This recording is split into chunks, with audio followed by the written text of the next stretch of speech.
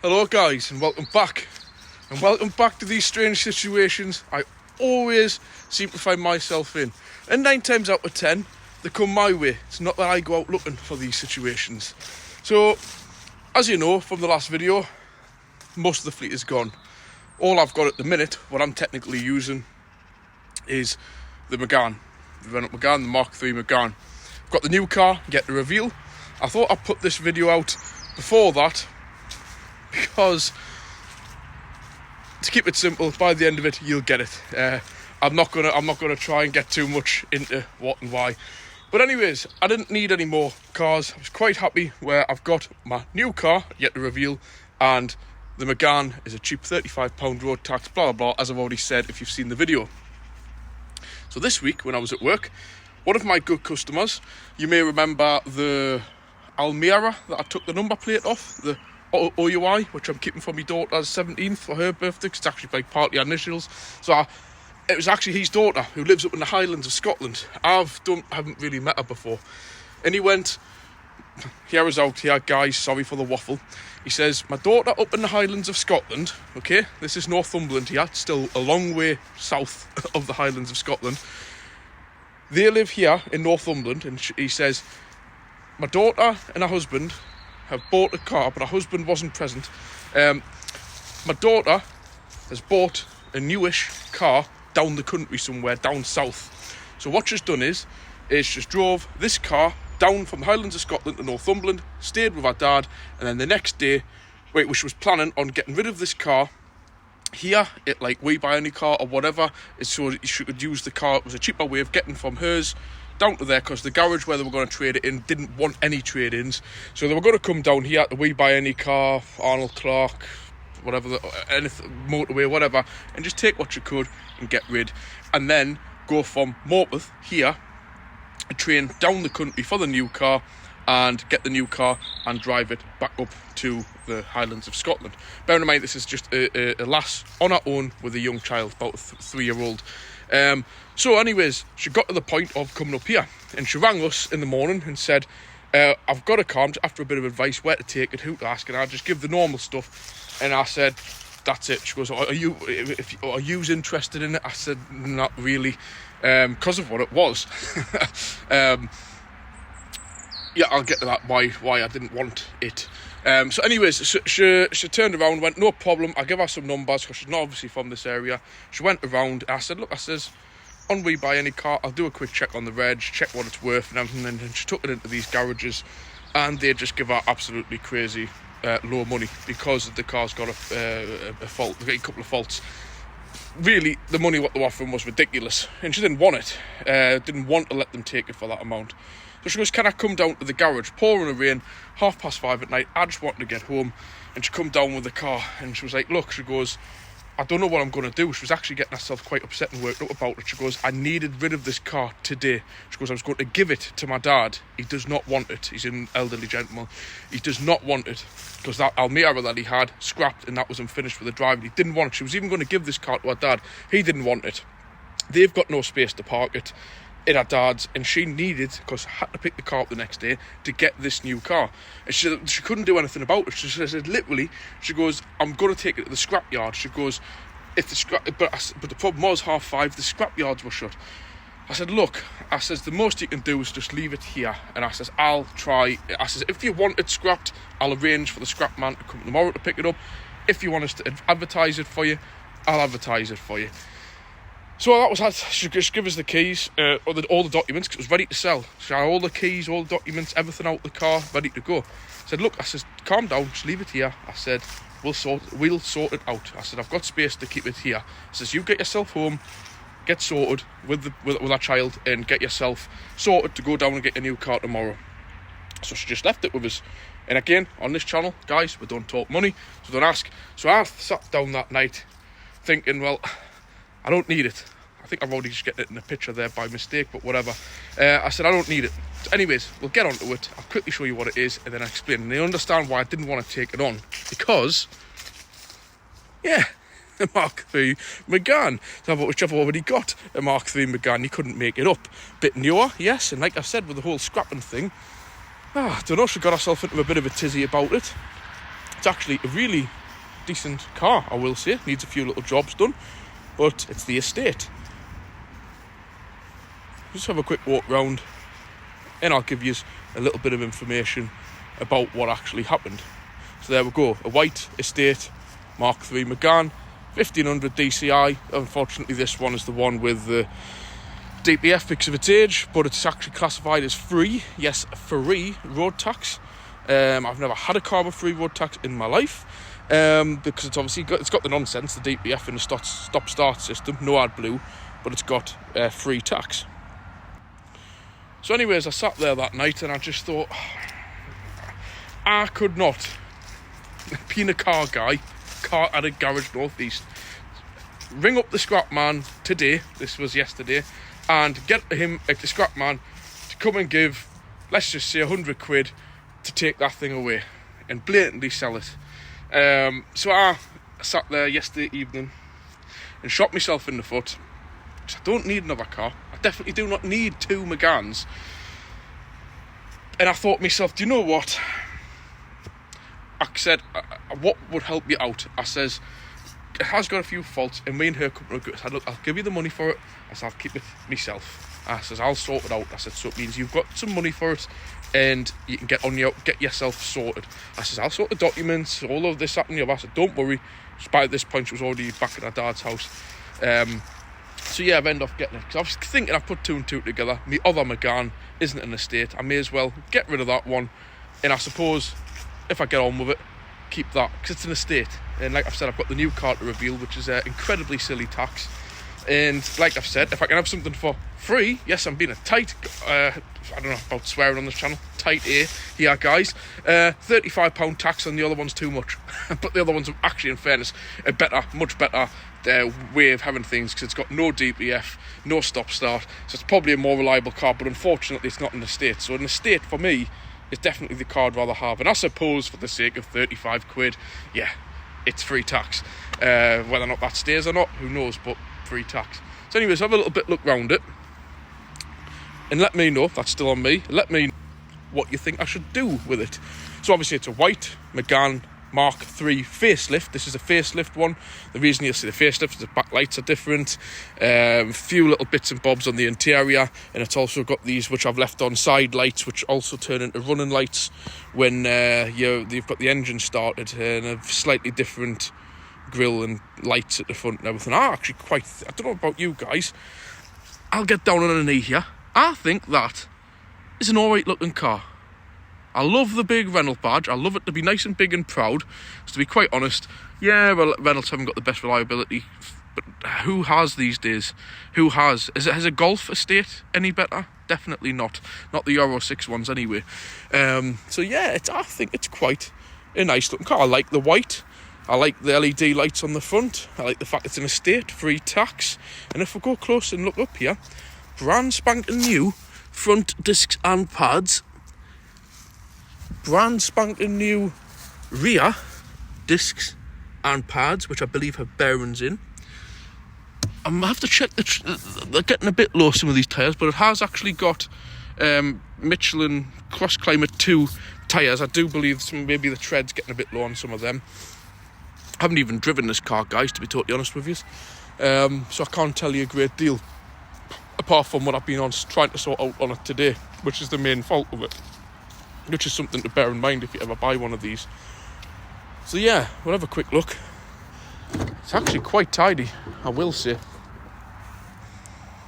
It needs a little bit of a hoover, but it's in good nick. Don't think it's as high spec as my other one, being the Tom spec.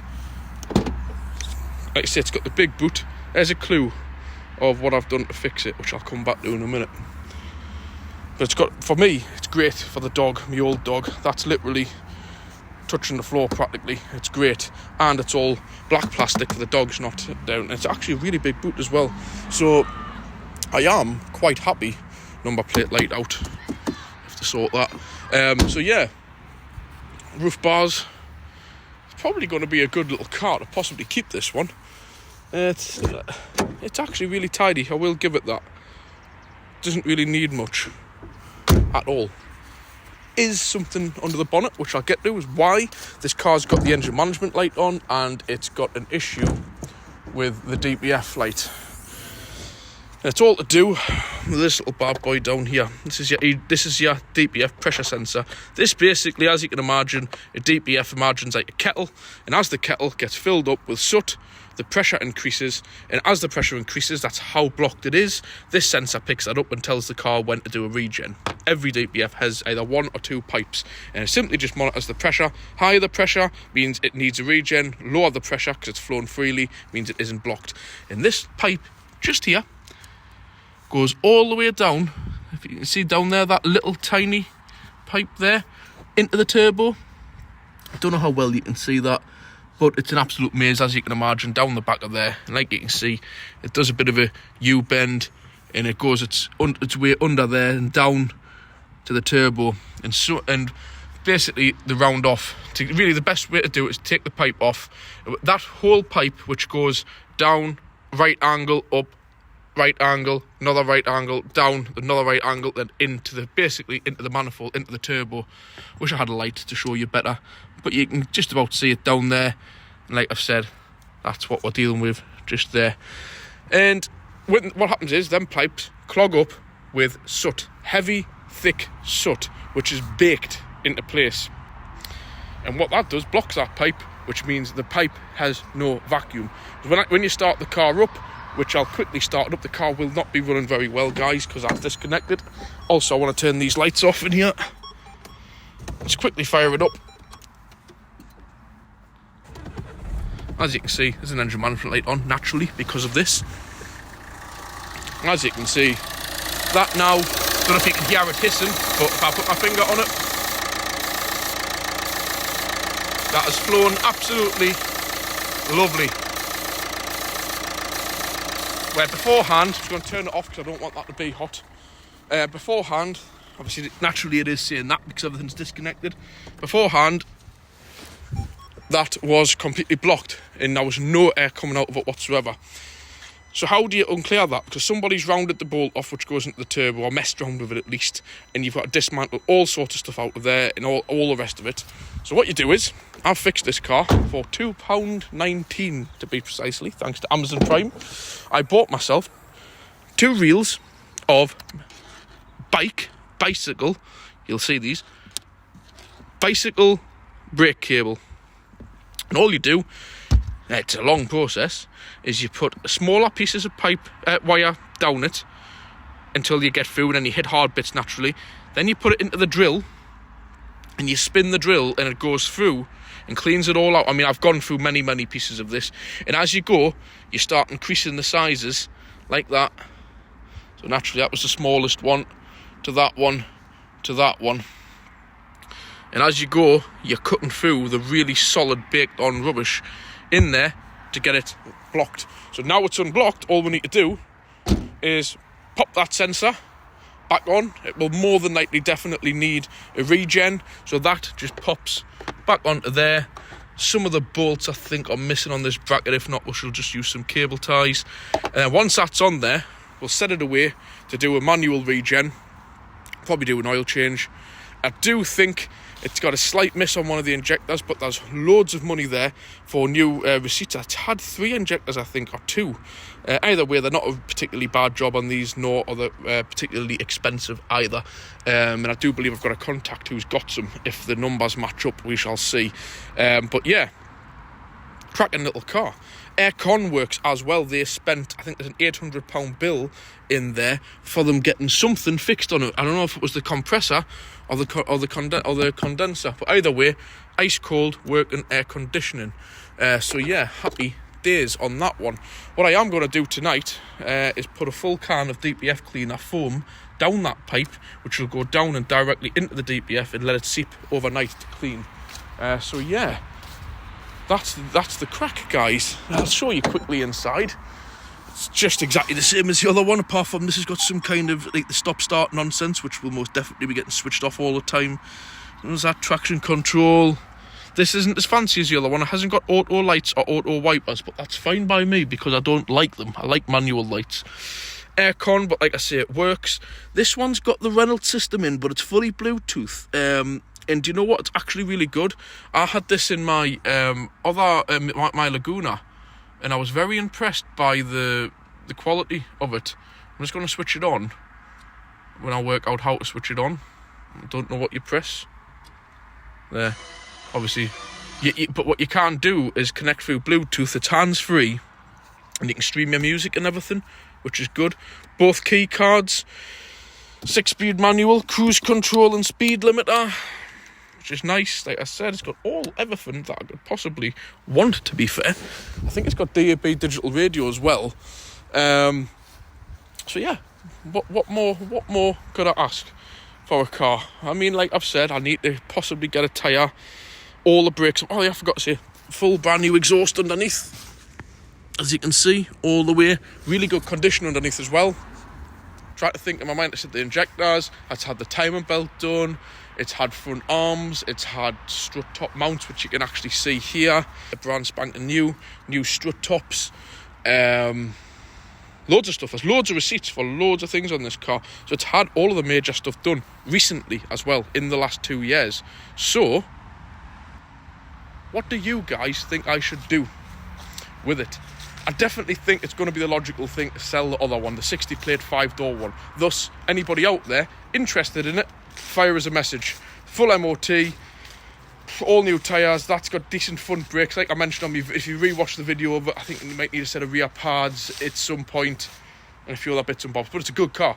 Like I've said, that's the TomTom edition. It's got the full TomTom sat nav, it's got the like rain sensing lights and wipers. It's a bit more spec than that one.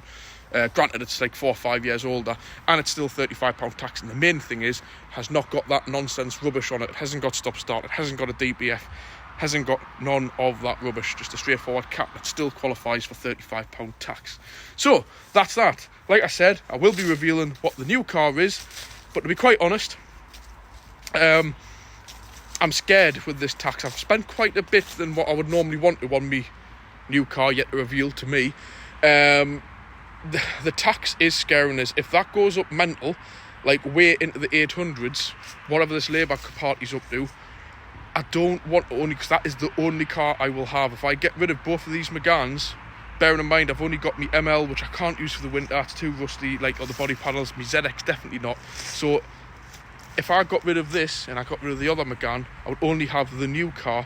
And if they went mental on the prices with taxes, as much as I like it, I think I'll probably have to let it go, because I am most certainly not pay. I was trying to work out my mind. If it goes up to £800, that's more than insurance. That's more than a lot of things. That's like crazy money. What costs £800 a year, guys? Leave a comment below. What's £800 a year, which is classed as reasonable?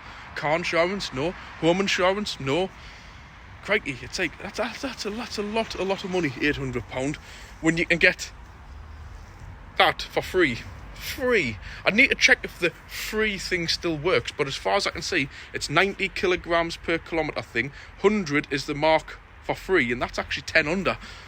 So the only thing is though, it's free tax, but I do believe it's definitely not Euro 6. I'll have to check that. Definitely be Euro 5, so it's not ULEZ compliant, but yet it's free tax. Not going to complain at that. Anyways, we'll leave it there. Leave a comment below. What do you think? I will get the other video out, not this weekend, but next weekend, about what I'm actually getting as a new car, which I've just had to move because it nearly got in the shot. So anyways, let us know your thoughts. It's a bit brief. I will get into more when I've actually looked at it and see what it needs, what it doesn't need, etc, etc. But as a cheap runner, it's there. Either way, I would still debate letting that one go and keeping the other one, but I would prefer the bigger boot. But if anybody genuinely is interested in this one, DPF issue now is totally sorted. The most it's going to need, I think it's just running a bit rubbish actually, because the DPF's all blocked up due to that pipe being off. So I think it just needs a good dose of I'm going to stick half a bottle of Dippertane in it and a bottle of Cataclean and give it a good old blast, a good drive. Once the DPF's been regen, do an oil change. In fact, all the filters have been done, so it's actually not too bad for that. But we'll see. But if anybody is interested, genuinely, let us know. My number is in the comments below. If you're genuinely interested in the silver Megane or that one, either way, 100% one of them has to go. I'm a little bit reluctant to let both of them go, as why I've just explained about the other car. I'm definitely needing to keep it back up because I'm just wanting to let it roll, see what happens at the end of this month into November, or if the budget, whatever nonsense they do in March or April, if it goes sky high, that other car will have to go the journey, and I'll just keep a hold of whichever one of these Meganes I keep. So, how do you think? Just, I'm not going to give away too much, but just wait until you see what I've actually bought. These will all think I'm nuts, especially, well, I'm not even going to say too much because he's a guest. But anyways, look forward to seeing you on the next time I do a video. Hopefully, unfortunately, I'll not be going to the NEC in November, guys, just to let you know that one. I'm going to give that a miss, me and Chris are, so it'll be the March one when we go. So if there's anybody who wants to, that's probably going to be the next car show or meetup I'm doing.